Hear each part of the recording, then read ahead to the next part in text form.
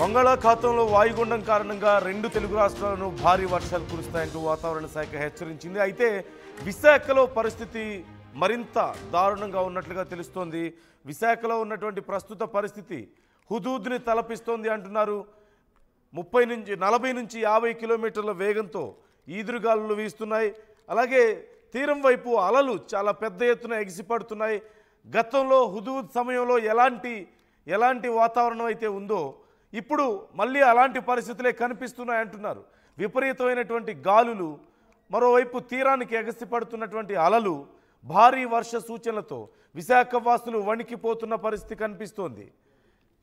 ఈ నేపథ్యంలో మరొకసారి గతంలో హుదూద్ లాంటి పరిస్థితులు మళ్ళీ కనిపిస్తున్నాయని, ఏం జరుగుతుందో అన్న భయంలో ప్రజలు ఉన్నారు. ఈ నేపథ్యంలో అసలు అక్కడ పరిస్థితి ఎలా ఉందో తెలుసుకుందాం.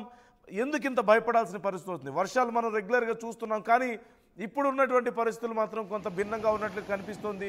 శివరామకృష్ణ జాయిన్ అవుతున్నారు మా ప్రతినిధి. శివరామకృష్ణ, ప్రజెంట్ అక్కడ కండిషన్ ఏంటి? ఎందుకని మళ్ళీ హుదూద్ని ఒకసారి తలుచుకోవాల్సిన పరిస్థితి వస్తుంది?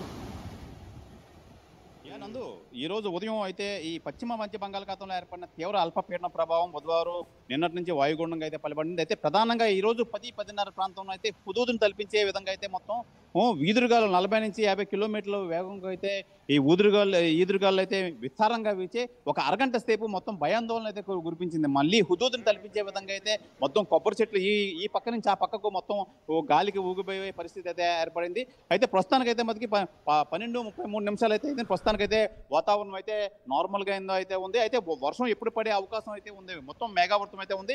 అయితే రాష్ట్రంలో వివిధ జిల్లాలకు వాయుగుండం ముప్పు పొంచి ఉందని చెప్పి వాతావరణ శాఖ అయితే వెల్లడించారు. అయితే పశ్చిమ మధ్య బంగాళాఖాతంలో ఏర్పడిన తీవ్ర అల్పపీడనం బుధవారం ఉదయం వాయుగుండంగా బలపడింది. ఈ మొత్తం మేఘావృతమై ఇది ఉత్తర వాయువ్య దిశగా కదులుతూ తీవ్ర వాయుగుండంగా బలపడే అవకాశం అయితే భారత వాతావరణ శాఖ అయితే విభాగం పేర్కొంది. అయితే శుక్రవారం తెల్లవారుజామున దక్షిణ ఒడిశా ఉత్తరాంధ్ర మధ్యలో గోపాల్పూర్, పారాదీప్ పోర్ట్లలో సమీపంలో తీరం అయితే దాటనుంది అని చెప్పి అంచనా వేస్తున్నారు వాతావరణ శాఖ. అయితే మరోవైపు అరేబియా సముద్రం తీవ్ర అల్పపీడనం కొనసాగుతుంది. ఇది పశ్చిమ దిశగా కదులుతూ వాయుగుండంగా బలపడే అవకాశం అయితే ఉందని చెప్తున్నారు. అయితే బంగాళాఖాతంలో బలపడిన వాయుగుండం ప్రభావంతో గురువారం రాష్ట్రంలో వివిధ ప్రాంతాల్లో అయితే విస్తారంగా వర్షాలు కురుస్తాయని చెప్పి అమరావతి వాతావరణ కేంద్రం రాష్ట్ర విపత్తుల నిర్వహణ సంస్థ అంచనా అయితే వేస్తున్నాయి. అయితే శ్రీకాకుళం, విజయనగరం, పార్వతీపురం, మన్యం, విశాఖపట్నం, అనకాపల్లి జిల్లా, అల్లూరు సీతారామరాజు, కాకినాడ, తూర్పుగోదావరి, అంబేద్కర్ కోనసీమ జిల్లాల భారీ నుంచి అతి భారీ వర్షాలు అయితే కురుస్తాయి. ఏలూరు, పశ్చిమ గోదావరి, కృష్ణా, ఎన్టీఆర్, గుంటూరు, బాపట్ల, పల్నాడు, ప్రకాశం జిల్లాలో అయితే భారీ వర్షాలు కురిసే అవకాశం ఉందని చెప్పి అయితే వాతావరణ శాఖ అయితే తెలిపారు.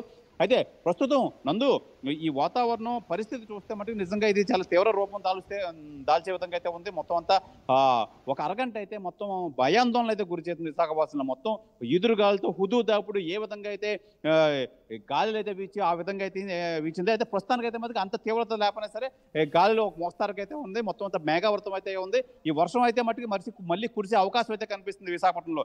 ఏదేమైనా లోతట్టు ప్రాంతాల్లో అందరూ అప్రమత్తం చేశారు.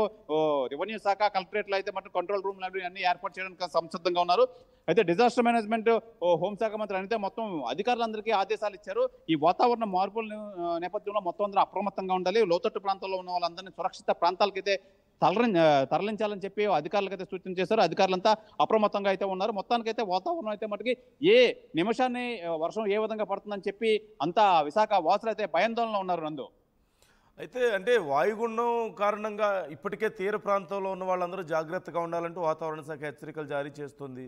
ఈ నేపథ్యంలో అసలు అక్కడ బీచ్ పరిసర ప్రాంతాల్లో తీరం వెంబడి ప్రస్తుతం కండిషన్ ఎలా ఉంది?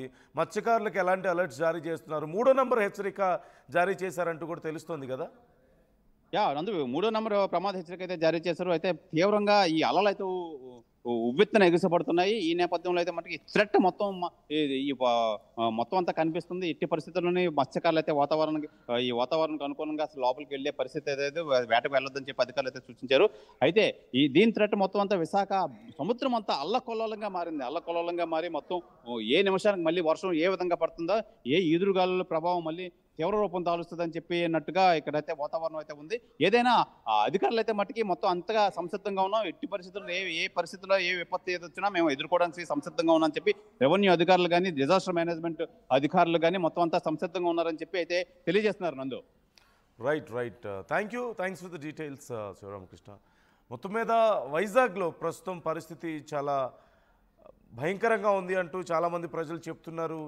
విపరీతమైనటువంటి ఈదురుగాలు రావడం, మరోవైపు సముద్రం అలలు కూడా చాలా పెద్ద ఎత్తున తీరాన్ని తాగుతుండడంతో గతంలో హుదూద్ వచ్చినప్పుడు ఎలాంటి పరిస్థితులు ఉన్నాయో మరొకసారి అలాంటి పరిస్థితులను చూసామని, ముఖ్యంగా ఒక గంట పాటు విపరీతమైనటువంటి ఈదురుగాలు వచ్చాయని, మొత్తం అసలు ఎక్కడ ఏ చెట్లు పడిపోతాయో లేదంటే ఎక్కడ వీక్గా ఉన్న బిల్డింగ్స్ పడిపోతాయో అన్న స్థాయిలో అక్కడ పరిస్థితి ఉందని, ఈ నేపథ్యంలో గతాన్ని ఒకసారి తలుచుకోవాల్సిన పరిస్థితి వచ్చిందంటూ అక్కడ ప్రజలు చెప్తున్నారు. అయితే ఇప్పుడు కొంత ఈదురుగాల ప్రభావం తగ్గినప్పటికీ కూడా బంగాళాఖాతంలో వాయుగుండం కారణంగా మరొక సుమారుగా 3 నుంచి 4 రోజుల పాటు భారీ వర్షాలు ఉండబోతున్నాయి. 2 తెలుగు రాష్ట్రాల్లోని వర్షాల ప్రభావం ఎక్కువగా ఉండబోతుందంటూ వాతావరణ శాఖ చెబుతోంది.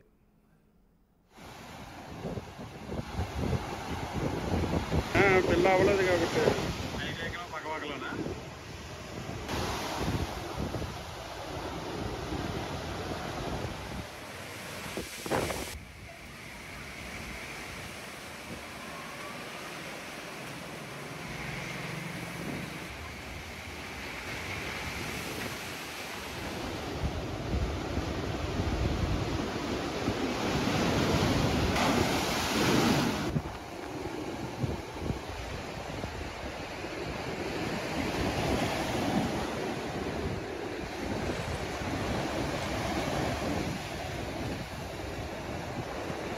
బీచ్లో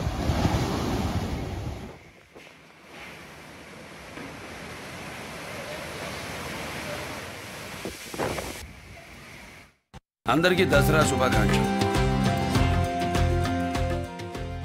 వేగా జ్యువెలర్స్, వెలలేని వైభోగం, తరుగులేని నమ్మకం.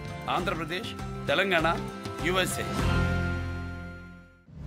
మా పాడి రైతు కుటుంబాలకు, కస్టమర్లకు, శ్రేయోభిలాషులకు విజయ డైరీ వారి దసరా శుభాకాంక్షలు. ఇట్లు Shri Chalasani Anjaneyulu, chairman, Krishna milk union. Tenali double horse వారి దసరా శుభాకాంక్షలు. తెనాలి డబుల్ హార్స్ గ్రూప్ రుచికరంగా ఉంటుంది, అనుబంధాల్ని పెంచుతుంది.